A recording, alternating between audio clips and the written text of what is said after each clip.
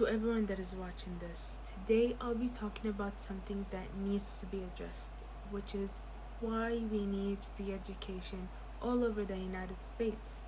With your voice on our side, we might actually change the future generations to the better. Offering free education will significantly reduce student debt, which is currently at $1.72 trillion.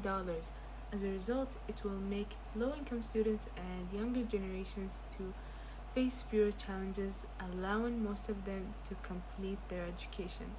According to the Harvard Kennedy School Institution of Politics, 51% of students in America between the ages of 18 and 29 support eliminating fees and tuition in public institutions and colleges. However, in 2018, 56% of those who still support this argument had decreased marginally. It demonstrates that something needs to be done to improve educational quality.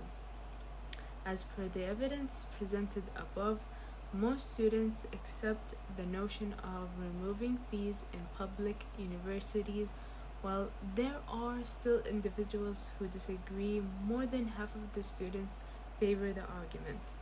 The current educational system is deficient, unjust, and unequal, as those who need it the most are denied access, resulting in both short term and long term consequences.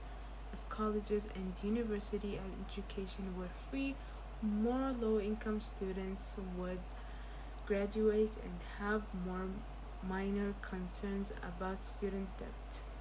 It is unjust and unfair to sit by and watch the poor, who make up a bulk of our population, suffer and wallow in poverty due to literacy and achievement inequities that may be addressed with simple public policy.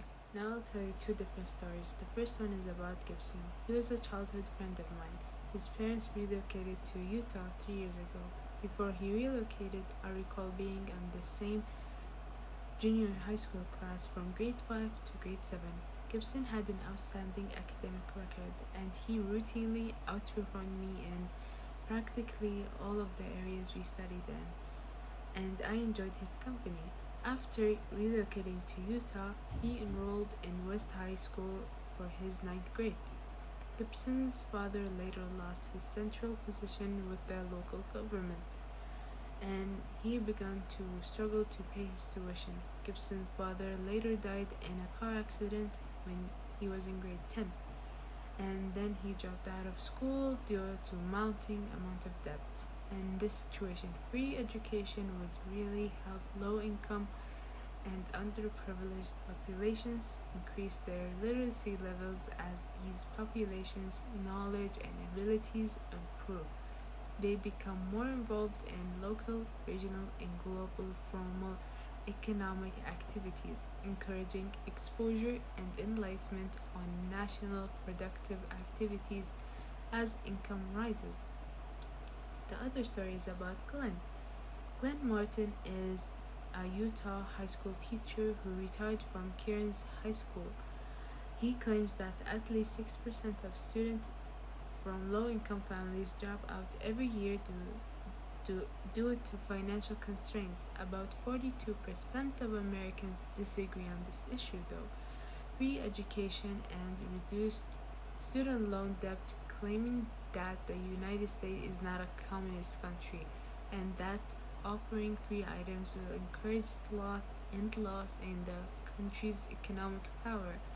The choice to provide free college and university education has resulted in the rise of default rate among students. Similarly, student completion rates will fall when government spending rises and property taxes will increase. 60% of Republicans oppose of the idea of free public colleges education, while 20% believe that providing such privileges to families earning less than 50K a year is less acceptable.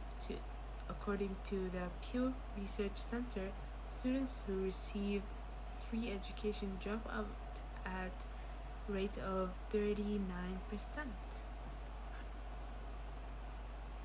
I hope that my message has gone deep down in you and we have changed the perspective on how free education may transform our local and marginalized society into global standards. Believe me, you can make a change by rising and calling for a change in the current unequal educational policy for a better society. Thank you.